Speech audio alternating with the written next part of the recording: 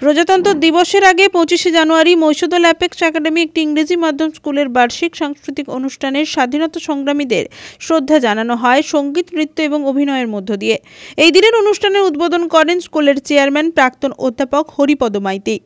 এছাড়াও উপস্থিত ছিলেন স্কুলের সভাপতি দেবাশিস মাইতি, সম্পাদক রমেশ সাঁতরা সহ অন্যান্যরা। ছাত্রছাত্রীদের দ্বারা আর্ট গ্যালারিতে আগত মানুষদের মন কাড়ে। কচিকাচাদের অংশগ্রহণে জমজমাট হয়ে ওঠে এই বার্ষিক সাংস্কৃতিক অনুষ্ঠান।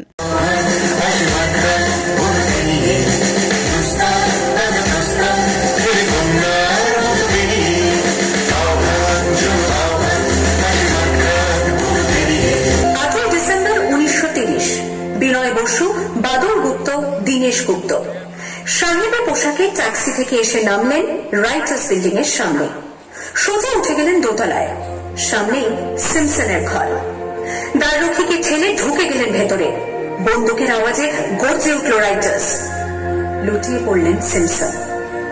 এরপর রাইটার্স বিল্ডিং এর অলিন্দ বারবার গর্জে উঠল বিপ্লবীদের গুলির শব্দে। তারপর টেগার্ড সাহেব তার বাহিনী নিয়ে ঘিরে ফেললেন বিনয়, বাদল, দীনেশকে।